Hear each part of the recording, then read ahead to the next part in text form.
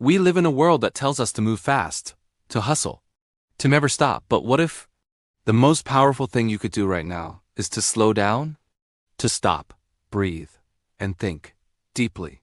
Because maybe the reason you're so tired isn't because you're weak.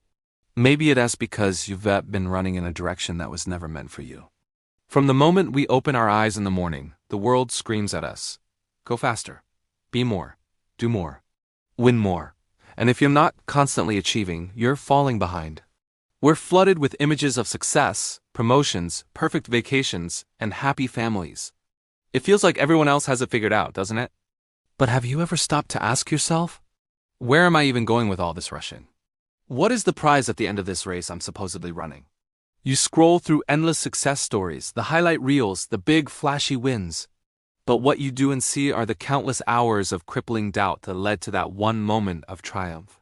No one shows you the days filled with deafening silence, wondering if they're on the right path. No one broadcasts the nights they spent crying into a pillow, feeling completely and utterly lost. Our culture has trained us to see failure as a dead end, a final judgment on our worth. But what if that's a lie? What if failure is actually the doorway to something deeper, something far more real and meaningful? What if it's the universe's way of forcing you to pause and re-evaluate the map you've been following, so you failed? Maybe you lost a job you thought was your career. Maybe a relationship you poured your soul into crumbled. Perhaps a goal you had your whole heart set on just didn't happen. And now, in the aftermath, you question everything, your abilities, your judgment, your very identity. But I need you to hear this clearly. Failure does not define you. It is not the opposite of success. It is an essential part of it. Think about it. Every great thinker, every game-changing innovator, every single person who ever made a genuine difference in this world, they fell hard and they fell often. But they got up. And how did they do it? Not by immediately rushing forward, trying to outrun the pain. No. They got up by sitting with the pain, by allowing themselves to feel the sting of disappointment, by thinking deeply about what went wrong. This is your moment to do the same. Ask yourself, what did I learn from this? Not just about the project or the person, but about myself. What hidden strength did this experience reveal? What am I becoming because of this pain? You are not broken. You are being rebuilt. Failure is the fire that forges steel. It burns away the non-essential parts of you and leaves behind a stronger, more resilient core. Let's be clear, stillness is not laziness. Slowing down is not a sign of weakness. In our hyperproductive world, we've been conditioned to feel guilty for resting, for thinking, for simply being. But stillness is a superpower. In stillness, the fog of anxiety and external pressure begins to clear. In the quiet moments of reflection, the truth of who you are and what you truly want begins to rise to the surface. The world will always move fast, that's its nature. But you don't have to match its frantic pace. You have a choice. So slow down, take a deep, conscious breath, and reflect. Start asking the hard questions that most people spend their entire lives avoiding. Who am I becoming? When I strip away my job title, my social status, my responsibilities, who is the person left standing? What truly matters to me at my core? What do I want to stand for when this life is over? What will my legacy be? These aren't easy questions, and the answers won't come in a single afternoon. But the act of asking them is what separates a life lived by accident from a life lived with purpose. Most people never stop long enough to even consider these questions. But you're not most people. The very fact that you're listening to this proves that you're searching for something more. And you will rise again. I promise you that. Not because a hero will swoop in and save you. Not because someone will pull you up by your bootstraps. You will rise because you chose to stand. You chose to face the discomfort. You chose to learn from your stumbles. You chose to grow. You chose to move forward not blindly, but bravely, with intention.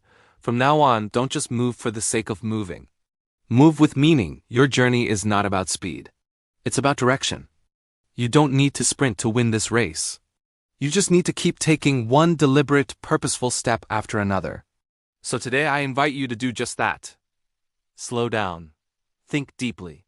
Let yourself feel whatever you need to feel, without judgment. Let yourself be brutally honest about where you are and where you want to go. You are not alone in your struggles. You are not the only one who's ever felt lost, confused, or defeated. But you are one of the few who has the courage to look inside, to do the hard work of self-reflection, and to keep going. If this message spoke to you, if it resonated with something deep inside, the choice is yours. What you do with what you're hearing right now, with what you're learning, is entirely up to you. No one else holds that power. You do. So often, we feel powerless, like we're just along for the ride, but we're not. We have something incredibly powerful that no one can take away: our minds. And with your mind, you shape your life, moment by moment. Through your thoughts, your beliefs, your attitude. You matter. Even if you think, but I haven't done anything big or world-changing, your existence alone is meaningful. Your presence has value. You can bring peace and harmony to the world just by how you choose to think. Sure, some people create change by marching, organizing, and building. And that is powerful.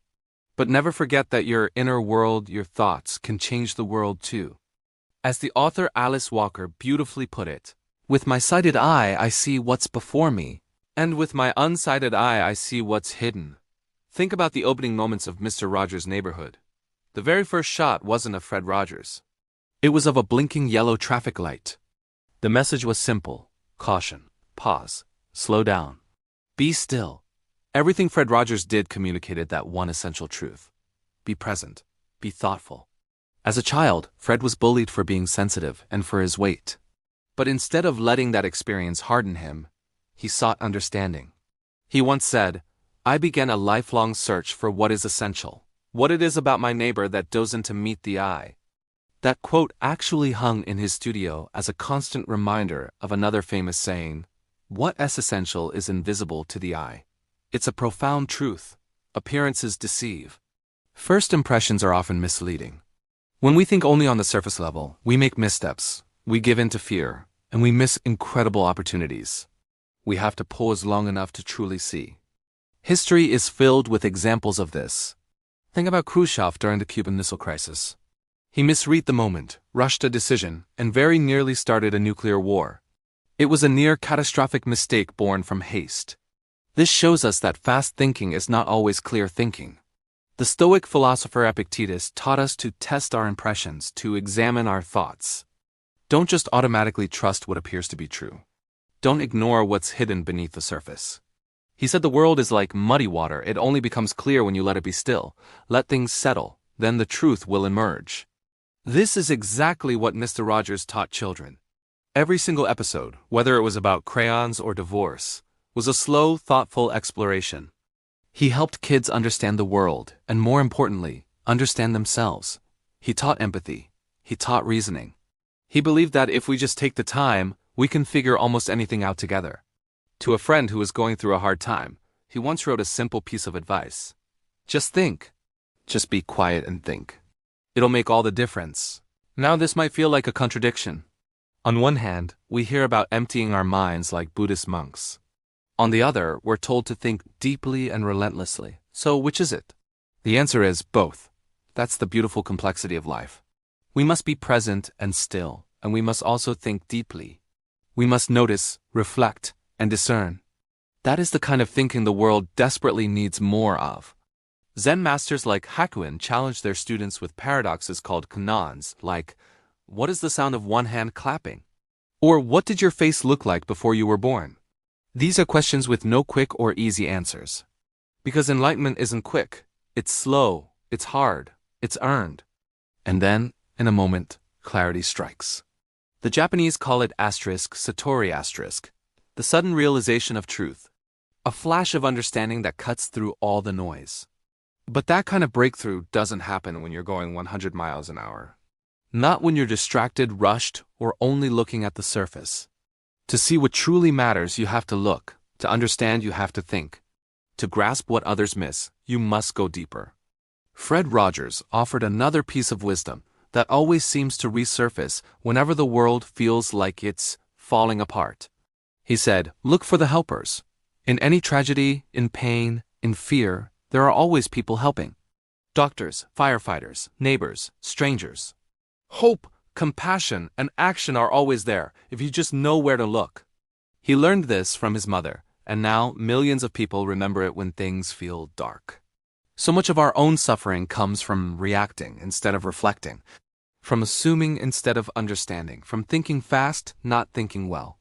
We mistake shadows for facts. We skip the essential step of testing our thoughts. We forget to really, truly look. So here is your real task, your challenge. Once you've quieted your mind, think. Think deeply. Think regularly. Think about what's going on beneath the surface of things. Think about the full picture, not just the small part you can see. Think about the meaning of life, your life. The famous choreographer Twyla Tharp has a simple exercise for this. Sit quietly. Let your thoughts roam freely for just 1 minute. Over time, build up to 10 minutes a day. Then start paying attention. Watch for a word, an idea, or an insight that bubbles up from the quiet. If nothing comes, just wait a little longer. The Gaelic people have a beautiful phrase for this state: quietness without loneliness. When you give yourself the space to truly think, you'll find insight.